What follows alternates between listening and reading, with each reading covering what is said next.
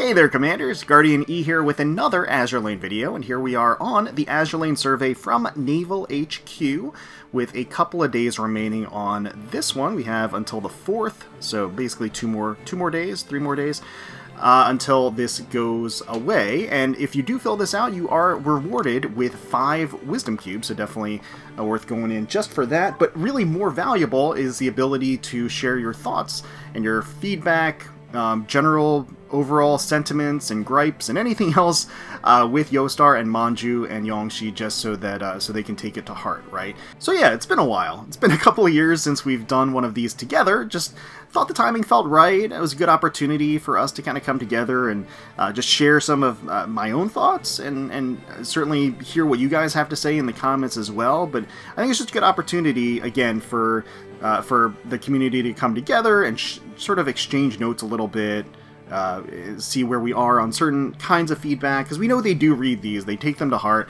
Things can take time to come into effect. Maybe some of the recommendations might not align with their direction, at least in the short term, but it's all still valuable. Alright, so here we are. Azur Lane Game Experience Survey, February 2026. Thank you for taking part in the survey. Got all the information filled out here, like so. Based on your experience in the past month, how would you rate your experience with Azur Lane? So I would say 4 for the time being. I think I am satisfied personally, overall, in terms of everything that they've kind of delivered in the last month or so, with a little bit of some hiccups here and there. So let's keep going. What aspects of your gaming experience in the past month are you satisfied with? So I do wonder, if you choose, it's probably branching paths for the survey, so if I chose a more negative or neutral option, I might get more questions, which maybe I should have done, but I didn't think about that. So it's already over. I can't go back, so I think we just gotta roll with it. But certainly the art of the new ship girls, I think, is phenomenal, and I always appreciate the Empery's Fineries themed skins, like Chinese dresses.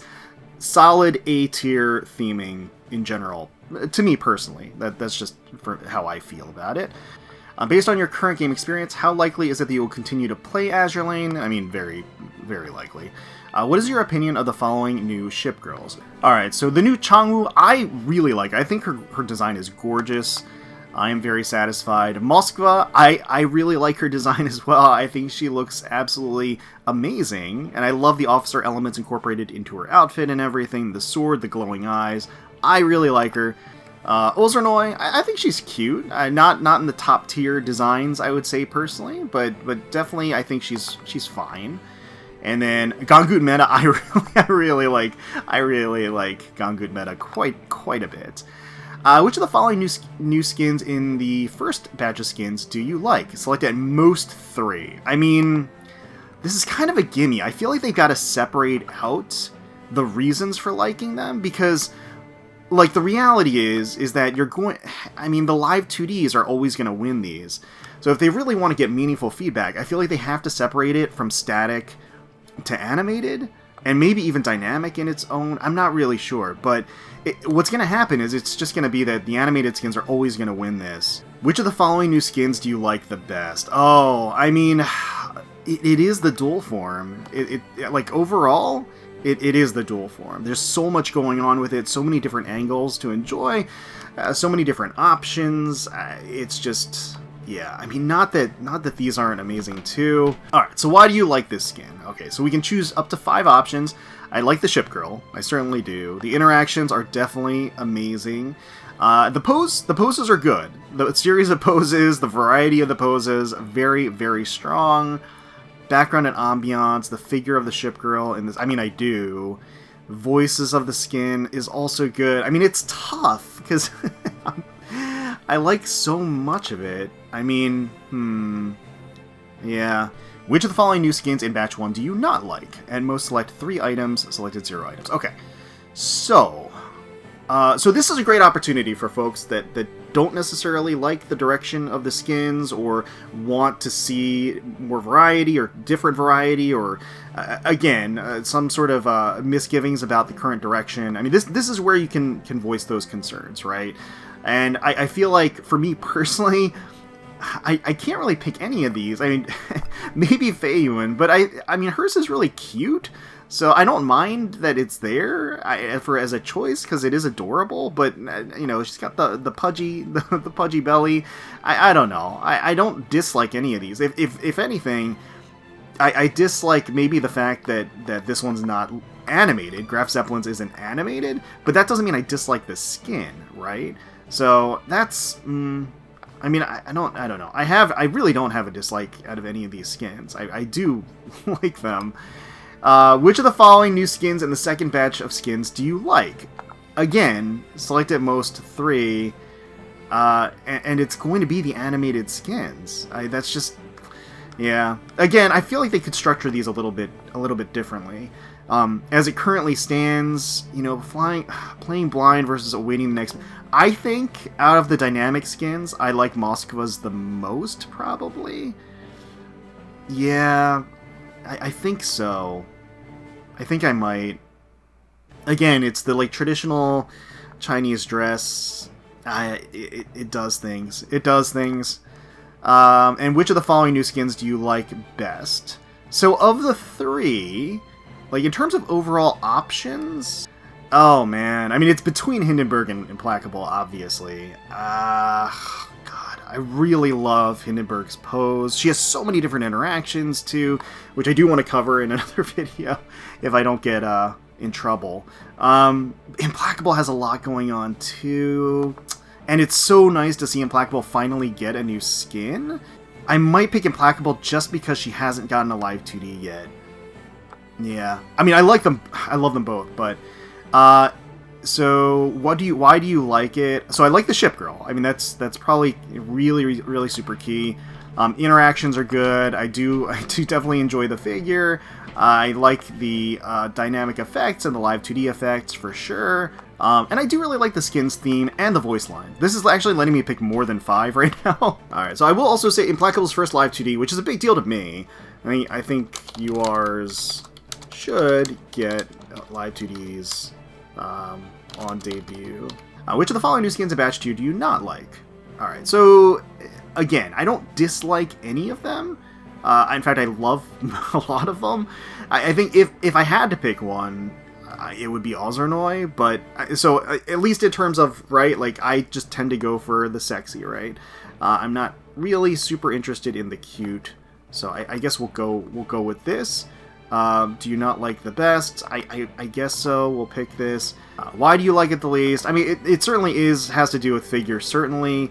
No interaction and lacks dynamic effects. Yeah, so that's really what it is. All right, so regarding Island Planner, what is your experience? So honestly, I attempted it for a bit and then really never again. All right, so yeah, I attempted it for a bit and never again. So why haven't you touched or continued to play Island Planner in Season 2? So I think that the reality is, for one thing, it lacks a link to the main game. When they add these sort of side modes, I enjoy them for what they are. But because it doesn't link back, and they do that on purpose, I think. For one thing, they don't want all the baggage of the main game to necessarily dictate the flow of the side games. It's supposed to be intended as a fresh experience, right? But at the same time, that also, I think, generates a lack of just intentionality, as well as a lack of a direct connection to what you're doing in the main game. So I feel like that's a big part of it. Rewards lack appeal. I mean, I'll say that just because it hasn't pushed me to go farther into the game, into the mode.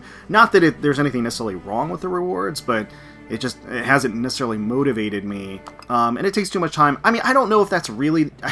I'm personally strapped for time in general. And so it's just always a thing for me. So I'm just gonna make it average, basically. Requires a lot of grinding, time spent on... Again, that's just kind of my impression, and it's all relative, right? It's relative to my own experience, but just because I have to do a lot of grinding in the main game, and then doing additional grinding there, and then I know this was an issue with the development funds. I don't know if they fixed it.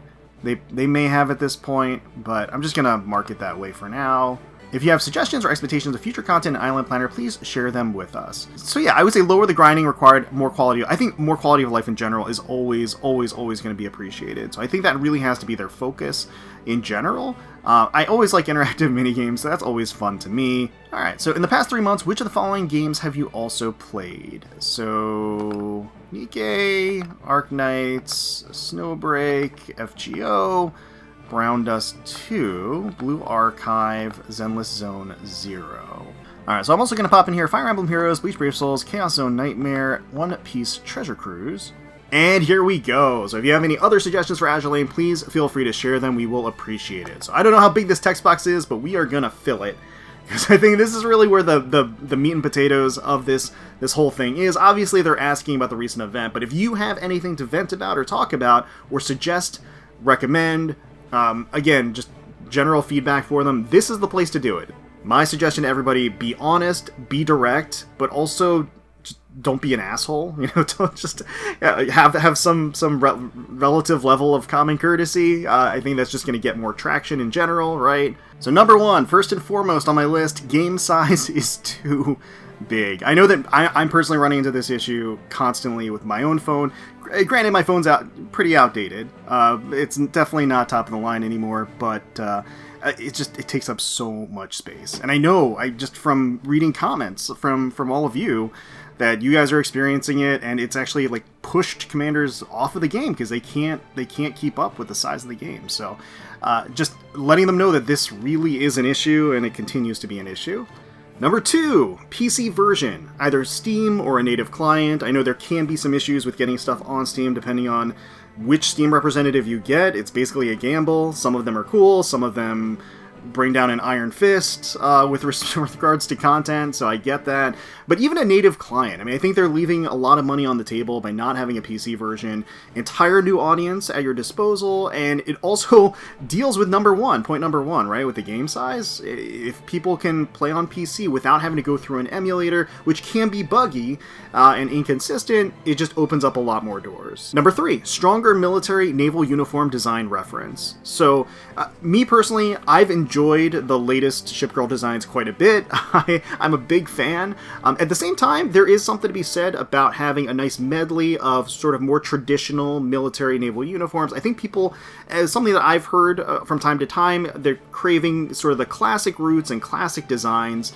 And I also think there's a charm to that, right, inherently, even outside of the fact that this is a naval game, but having those fully covered designs that sort of make you want to see them at various stages of undress, and then give us the skins to see them in that more intimate light, I think is just a solid firecracker combination. Alright, number four, more fully clothed skins that go sexy and undressed with Live 2D customization and interactions. So Takao's recent Live 2D Plus is a great example of this. I think it satisfies both ends of the spectrum, right? It satisfies commanders that want more layers, also satisfies commanders that want that greater intimacy. Sort of the challenge here, and I think they're going to run into, is that they're effectively going to be designing multiple skins at that point in one, right? It's going to be a fully clothed state or various layers of undress state, but they're kind of already doing that with the Live 2D Pluses, so I think more of that would be appreciated. Number five, and this is something I've asked for a very long time, every single time, allow us to select random skin for a single Shipgirl copy, and she will swap skins based on seasonality or mood. I think this encourages multiple skin purchases per Shipgirl, and it also just creates a nice surprise for us commanders when we first come into the game to see what she decided to wear today. Number six, and this is a personal grievance for sure, but I'm sure a bunch of you out there run into this as well, but if you're doing like a big pull session, it's annoying every time you hit the dock space cap and you have to go back, clear your dock, go back in, do more pulls. I understand part of that is around encouraging people to buy dock space. I totally get it. But I do think like other games handle it this way, where if you allow us to continue pulling on banners past the dock space limit, but then before we can do really anything else, like before we can start grinding or doing other stuff, force us to clear out the dock before performing other key actions. I think that's an elegant way to do it, because that doesn't just kind of break the momentum of doing pulls and things like that. It lets you continue to do pulls even when you've hit that dock space cap in one big prolonged session without having to, like, again, interrupt yourself and have to go back to the dock space every couple of multis, right? Number 7, shipgirl body type diversity and consistency. So I think just in general, having more body type diversity is a good thing, just because it aligns itself with different tastes. I don't personally need every shipgirl to cater to my tastes. I recognize that I'm just one player. As long as there are a couple of shipgirls that I really, really love their design, that's good enough for me. And I think that's really what the aim should be, is more or less you're hitting different sectors, hitting different tastes and different strike zones for that will cater to different groups, so that you can appeal to more players. Also, maintaining a bit more consistency with established shipgirl designs. So I think we've all seen a bit of inflation over the years, certainly. I think part of that is intrinsic to anime fan service design and art styles, especially when you shift art styles or shift skins. That sort of ebb and flow of sizes is just going to happen. I think that is just a natural part of it, and I don't really have a problem with that in moderation. As long as we stay in the relative margin of error, margin of creativity, margin of flexibility or leeway with the body type designs for established shipgirls, like, I think that that's a good move in general. Number 8, and this might be a little controversial for some people, but an auto sweep function for events and OPSI. I'm totally on board with there being sort of a hybrid approach. Like, if they don't want to just have an entire auto sweep for everything all the time, limit it to a couple of times per day. Perhaps give even reduced rewards for those auto sweeps. But I think people would still appreciate it, because they would weigh in the amount of time it would take them to actually do the grinding versus doing the auto sweep per day, and then they'll make their choice, right? But I think, like, if they are going to do sort of quote-unquote reduced rewards for the auto sweep function, the better move would be instead to keep the auto sweep rewards as the reward output as it is now, and then give better increased rewards when you do full auto runs and grind it on your screen, rather than using the auto sweep function. So I think they can approach it a number of different ways, but I think that ultimately an auto sweep function, even if it's just a couple of times per day, would be a huge improvement, a huge quality of life change. Number 9, a HoloLive collaboration event. I will never give up. I will never stop asking for it. We were on the verge of greatness, because I know that before everything blew up, we were going to get a Marine in, like, a rerun of a HoloLive collaboration. I know that was on the plate. I knew that was around the corner, and it was snatched away from us. And I think things have kind of cooled lately, at least a little bit more. I do notice that several Chinese-based mobile games have been streamed by HoloLive recently. Arknight's Enfield, Honkai Star Rail. There's been a number of others, and so I do think I think there's more of a chance now than there ever was, right? So I'm going to continue asking for it. Now, fully recognizing that the landscape and the spice levels have changed and shifted over the years, so I think they're going to have a little bit more of a challenge in potentially getting some receptivity on both sides of that fence, at least in terms of designs and things like that. But what I will say, I do think you could target and focus on more yabai-enabled talents out there. I think, like, Marine, obviously, but you could have Choco, Okayu, Aki. I mean, there are definitely routes to go, right, that you could, if you wanted to pursue certain talents in the game, if certain other talents aren't necessarily comfortable with it. But number 10, Superstar of the Blue Seas event has never been rerun. I don't know why.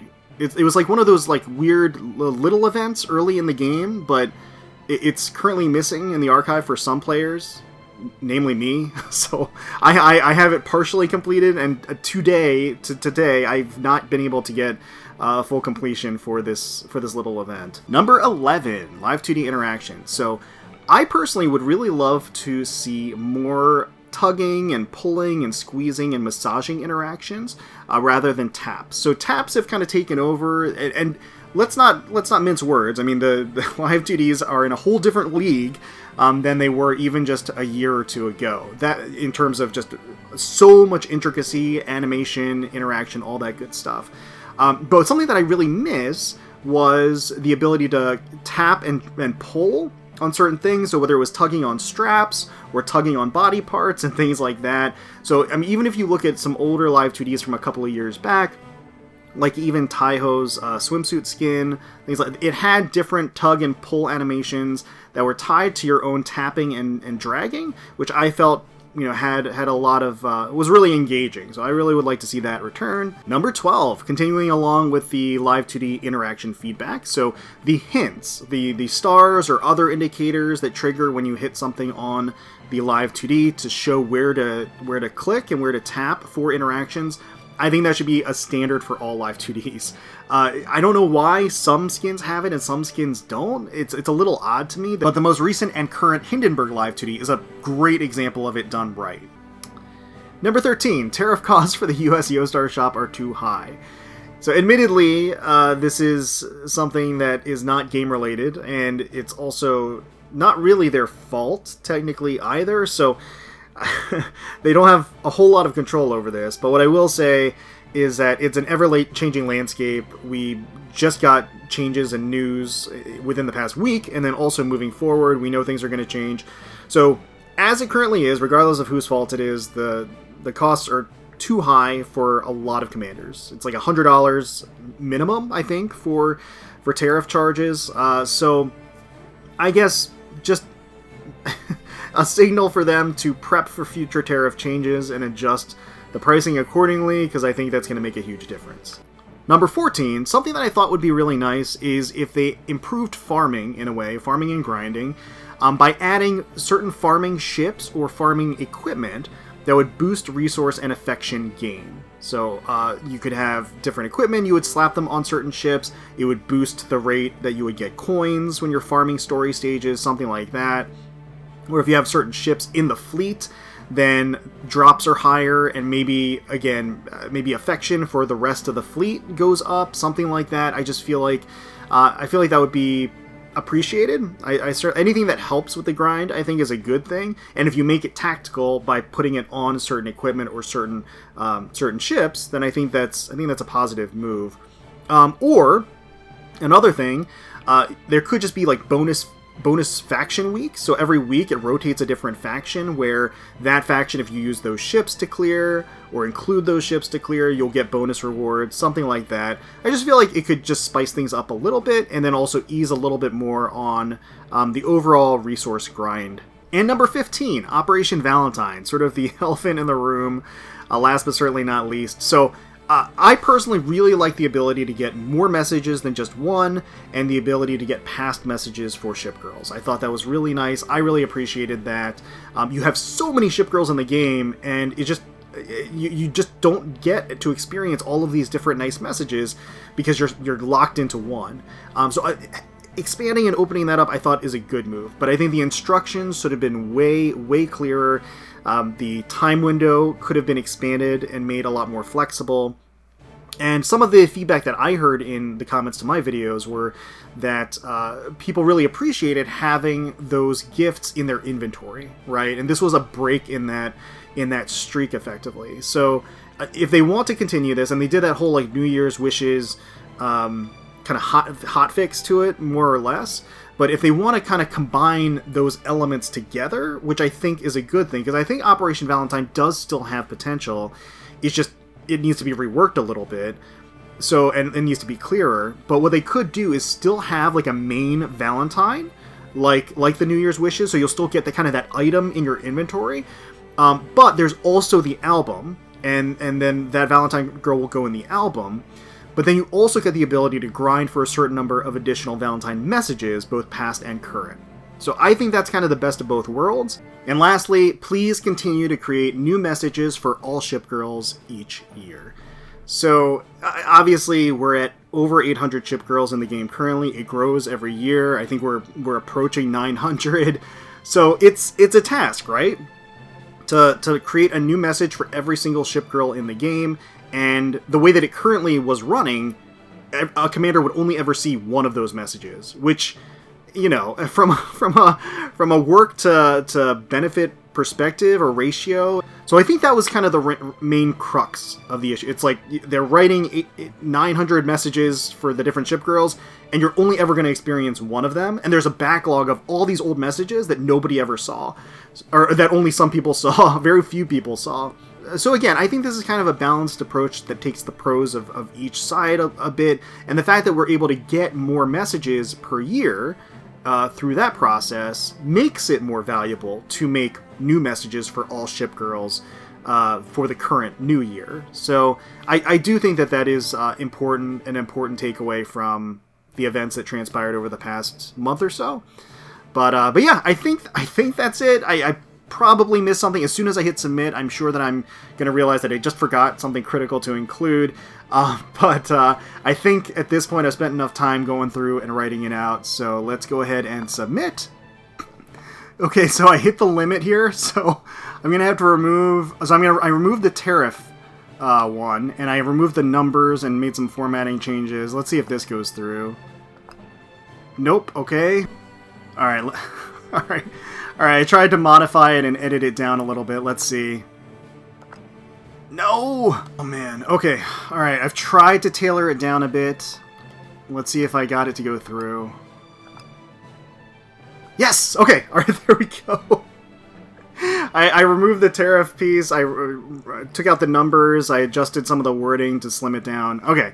Alright, there we go. We got through. We got it through. Okay. So there we are.